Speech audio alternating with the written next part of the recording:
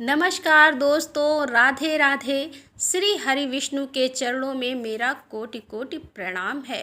दोस्तों, आप सभी का स्वागत है हमारे YouTube चैनल पर। आज हम आपके लिए लेकर आए हैं वैशाख मास महात्म्य का अध्याय 6।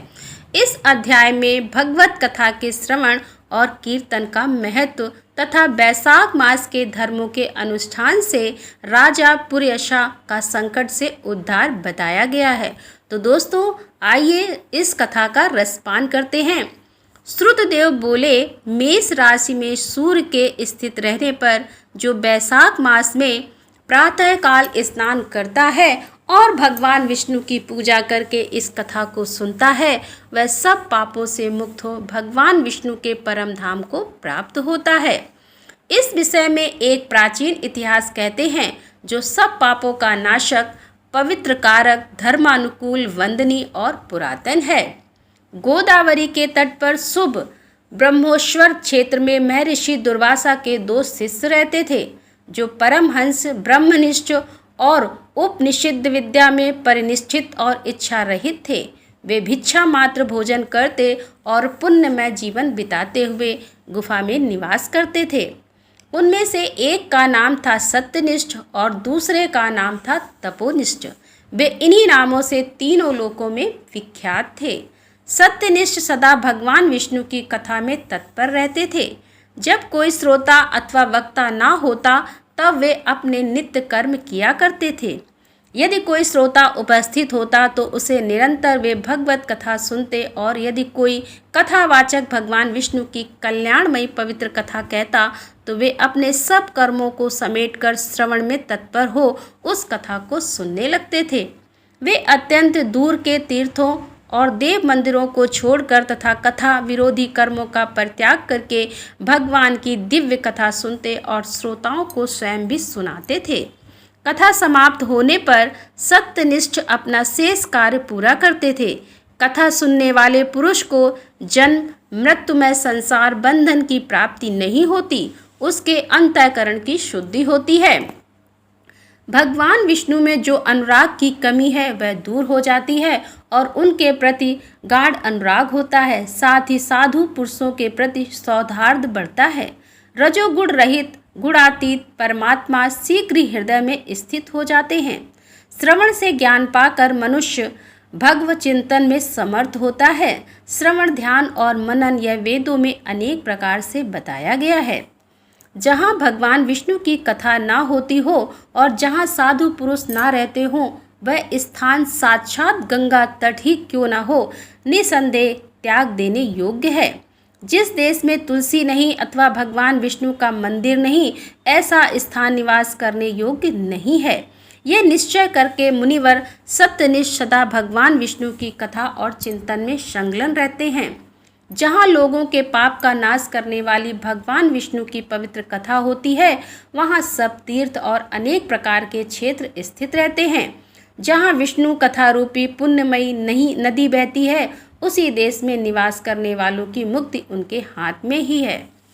पूर्व काल में पांचाल देश में पुरेशा नामक एक राजा थे, जो पुण्यशील एवं बुद्धिमान राजा भुर्यशा के पुत्र थे। पिता के मरने पर पुरेशा राज सिंहासन पर बैठे।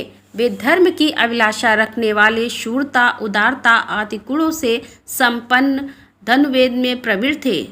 पूर्व काल में पंचाल देश में पुरेशा नामक एक राजा थे, जो पुण्यशील एवं बुद्धिमान राजा भुर्यशा के पुत्र थे। पिता के मरने पर पुरेशा राज सिंहासन पर बैठे। वे धर्म की अभिलाषा रखने वाले, शूरता, उदारता आदि गुणों से संपन्न और धनुर्वेद में प्रवीण थे।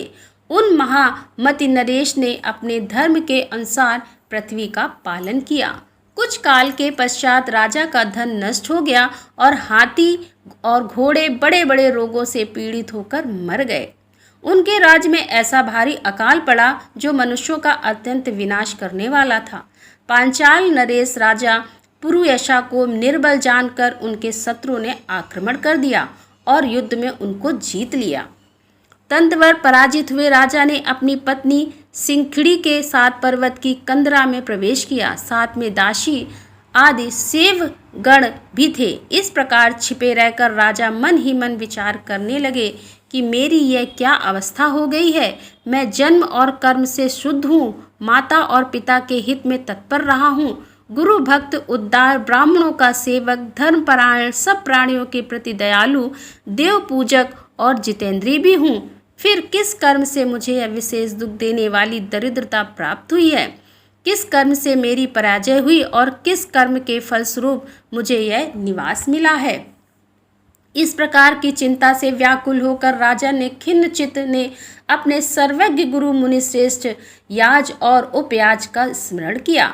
राजा के आवाहन करने पर दोनों बुद्धिमान मुनीश्वर वहां आए। उन्हें देखकर पांचाल प्रिय नरेश सहसा उठकर खड़े हो गए और बड़ी भक्ति के साथ गुरु के चरणों में मस्तक रखकर प्रणाम किया। फिर वन में पैदा होने वाली शुभ सामग्रियों के द्वारा उन्होंने उन दोनों का पूजन किया और विनीत भाव से पूछा कि प्रियवरो, मैं गुरु चरणों में भक्ति रखने वाला हूँ। मुझे किस कर्म से यह दरिद्रता, कोष हानि और शत्रुओं से पराजय प्राप्त हुई है? किस कारण से मेरा वनवास हुआ और मुझे अकेले रहना पड़ा? मेरे ना कोई पुत्र है, ना भाई और ना हितकारी मित्र ही है। मेरे द्वारा सुरक्षित राज्य में यह बड़ा भारी अकाल कैसे पड़ गया? ये सब बातें विस्तार पूर्वक कृपया आप मुझे बताइए।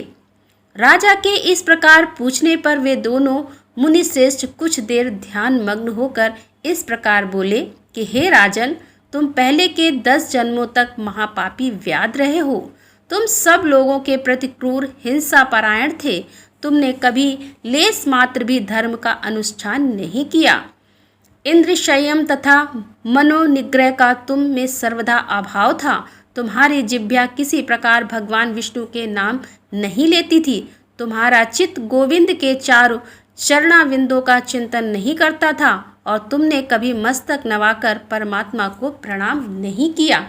इस प्रकार दुरात्मा व्याध का जीवन व्यतीत करते हुए तुम्हारे 9 जन्म पूरे हो गए। 10वां जन्म प्राप्त होने पर तुम शायद पर्वत पर पुनः व्याध हुए हो। वहाँ सब लोगों के प्रति क्रूरता करना ही तुम्हारा स्वभाव था।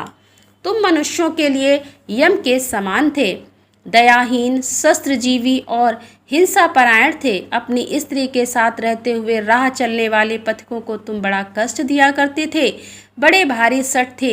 इस प्रकार अपने हित को ना जानते हुए तुमने बहुत वर्ष व्यतीत किए।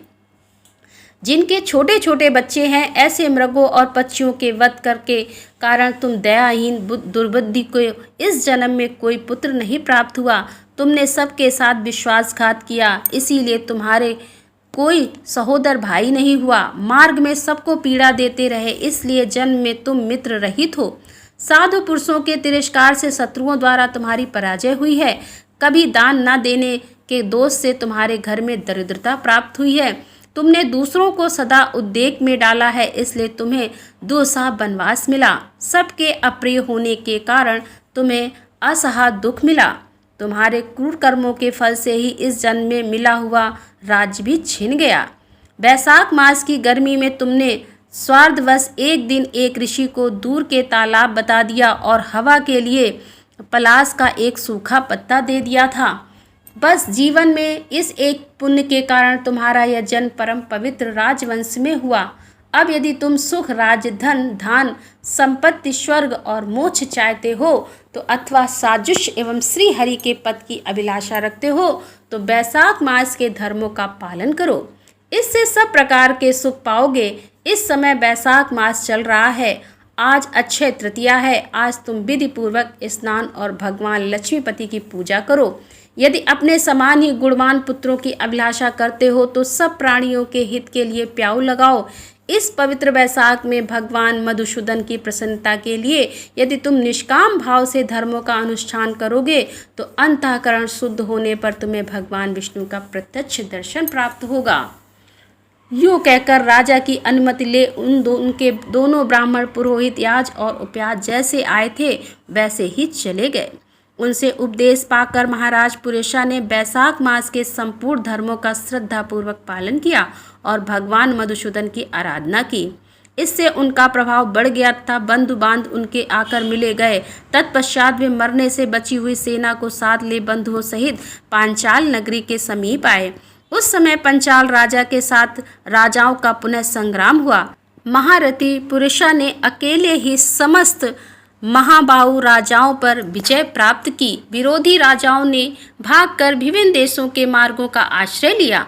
विजयी पांचाल राज ने भागे हुए राजाओं के कोष 10 करोड़ घोड़े, 3 करोड़ हाथी, 1 अरब रथ, 10,000 ऊंट और 3 लाख खच्चरों को अपने अधिकार में करके अपनी पुरी में पहुंचा दिया।